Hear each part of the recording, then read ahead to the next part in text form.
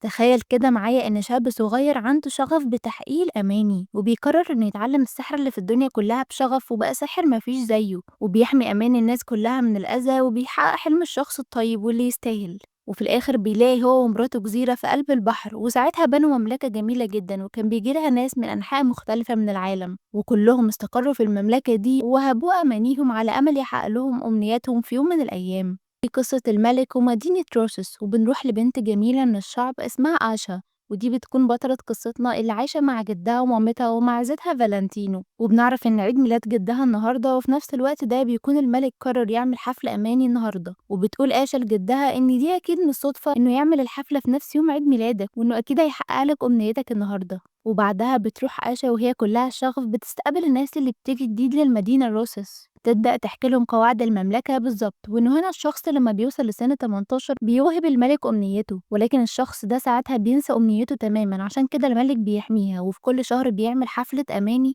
عشان يحقق أمنية واحد من الشعب اللي وهبوه أمانيهم، وبيظهر حب الشعب الكبير جدا للملك وإنهم بيعتبروه كل حاجة بالنسبة لهم. وبعد لما آشا بتخلص بتروح لصاحبتها داليا اللي بتكون مشهورة بعمل بسكويت للملك، وبتشتكي لها آشا إنها تلاقي لها حل عشان متوترة جدا من مقابلة الملك. وبنعرف إن آشا عندها مقابلة مع الملك لاختيار مساعد ليه، وبيدخل باقي صحابها اللي بيحاولوا يهدوها ما عدا جافو اللي دايما بيكون متشائم وبيخوفها أكتر، وبيقول لها على سايمون صاحبهم اللي تم 18 سنة ووهب الملك أمنيته. وبنلاحظ إنه بقى ممل جدا وساكت، وده لأنه نسي أمنيته أصلا. وفي اللحظة دي بتدخل الملكة وبتقول لآشا إن ميعاد مقابلتها جه ولازم تقابل الملك دلوقتي، وبتقول لها الملكة إنها مراهنة عليها. وبتروح آشا وهي متوترة جدا، وأول لما بتدخل مكتب الملك بتشوف كتاب غريب ومحاط بإزاز بيمنعها الملك بسرعة من لمسه، ولكنها بتلمسه بالغلط وبيظهر ضوء بيحاول يهاجمها، ولكن الملك بيحل المشكلة دي في الآخر. وبتتضايق آشا جدا وبتحس إنها عكت الدنيا، ولكن الملك بيقول لها لا خالص، وبتبدأ تتكلم عن نفسها وبتحكي له عن حياتها مع باباها قبل لما يموت وهي صغيرة.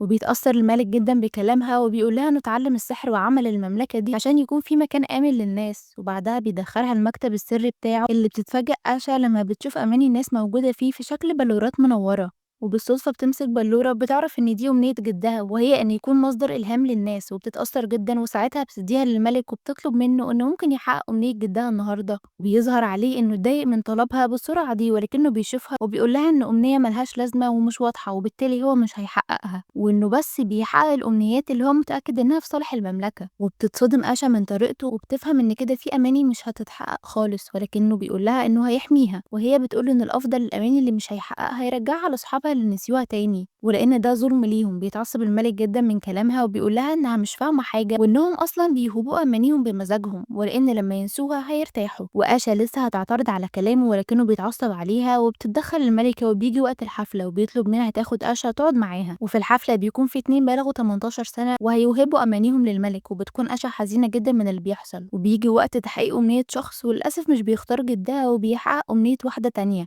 وبيروح الملك لآشا وبيقول لها إنها ما اتقبلتش في الوظيفة دي، وإنه هيحمي أمنية أمها وجدها للأبد. وبالليل بتكون آشا قاعدة معاهم على العشاء وبتقول لجدها إن أمنيته مش هتتحقق خالص، والملك قال لها كده، وبتحاول تقنعه إنها تقول له على أمنيته ومش بيوافق. ومش بتعرف آشا تشرح لهم حاجة وبتسيبهم وبتمشي وبتفضل تعيط لوحدها. وبتروح آشا للشجرة اللي كانت بتقعد عليها هي ووالدها وبتبص للنجوم وبتطلب أمنية وبتقول إنها بتتمنى كل حاجة تبقى أحسن من اللي هي فيه دلوقتي. وفجأة بيظهر ضوء أصفر بينور المدينة كلها، والكل بيستغرب وبيفكروا إن الملك هو اللي عمل كده. وبتدخل الملكة تشكره ولكنه بيقول لها مش هو اللي عمل كده، وإن ده سحر حد بيهدده بيه. وفي الغابة بتكون آشا مبهورة بالضوء اللي حصل، وأصلا فالنتينو بيلعب وراها معاه. وفي الآخر بتشوفه وهو بيكون على شكل نجمة ومش بتكون فاهمة حاجة، وبتعرف إنها ساحرة لدرجة إنها خلت فالنتينو يتكلم. وبتتصدم آشا من صوته، والنجمة دي عشان تفهمها اللي حصل بتخلي الحيوانات وكل حاجة موجودة تتكلم. وساعتها بتفهم آشا منهم إن النجمة دي نزلت على الأرض لأنها اتمنت، وهي نزلت عشان تحقق لها أمنيتها. وبتفرح آشا جدا بيها وبتبدأ تشرح لها كل اللي حصل، وإنها عايزة تاخد أماني جدها ومامتها من عنده عشان ترجعه لهم تاني. وبتوافق النجمة على مساعدتها. وبنروح للملك اللي كان عايز ياخد كتاب السحر المحرم، نفس الكتاب اللي شافته آشا، ولكن الملكة بتوقفه وبتقول إن ده خطر جدا،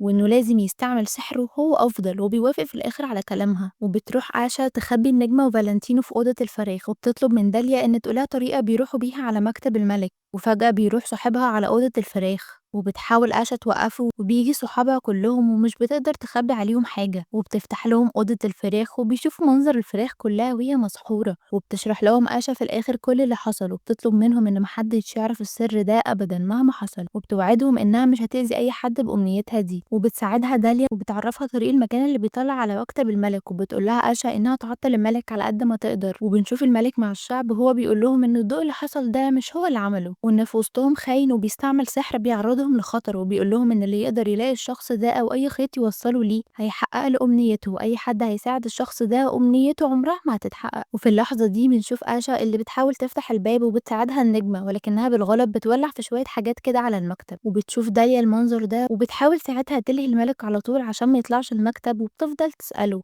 وبنروح لآشا اللي بتقدر تدخل المكتب وبتلاقي النجمة أمنية الجد وبياخدوها، ولما بيدخل الملك بيقرر إنه هيستخدم السحر المحرم عشان قوته تزيد أكتر، ولكن من غير ما حد يعرف. وبتروح آشا للبيت ومعاها الأمنية وبتديها لجدها وبياخدها منها فعلا. توعد مامتها إنها ترجع عشان تجيب أمنيتها هي كمان، ولكن في اللحظة دي بيدخل الملك عليهم وبيقول لها إنه عرف كل حاجة ولازم تديله النجمة دي حالا، ومش بتوافق. وساعتها بيطلع أمنية مامتها وبيدمرها قدامها، وبيلاحظ إن قوته فعلا بتزداد كل لما بيدمر واحدة. وبتطلع النجمة قدامه ولكن آشا بتخبطه وبتقدر تهرب هي وجدها ومامتها عن طريق مركب هيوديهم في مكان تاني. ولكن آشا بعد شوية بتحس بالذنب وبتقرر إنها لازم ترجع عشان تنقذ المملكة من شره. وفي الجانب التاني بنشوف الملك اللي بدأ يجهز السحر المحرم عن طريق إنه يدمر أمنيات من اللي عنده عشان قوة السحر تزيد أكتر. وساعتها بتشوف الملكة وبتتصدم من اللي هو فيه، وبيقول لها إنه بس بيحمي المملكة من آشا، وبيجمع الشعب في حفلة أماني. وبتكون آشا موجودة ومستخبية وبتحاول تدور على صحابها، ولكنها بتلاحظ إن الملكة شكلها خايفة من حاجة، وبتقرر إنها تطلب مساعدتها عن طريق فار صغير بيتكلم. وبنشوف سايمون صاحب آشا اللي طلع قال للملك عليه عشان بس الملك يحقق له أمنيته، وفعلا بتتحقق وهو إن يكون أوفى وأشجع فرسان الملك. وبعد لما بيتحول لكده بيقول أسماء باقي صحابه إنهم كمان خونة وساعدوا آشا في خطتها، وساعتها بنشوفهم هما بيهربوا. بتروح آشا وراهم في مكان سري قاعدين فيه وبتقنعهم إنهم لازم يبقوا إيد واحدة. وبتيجي الملكة في الآخر اللي بتقول لهم إن الملك استعمل السحر المحرم،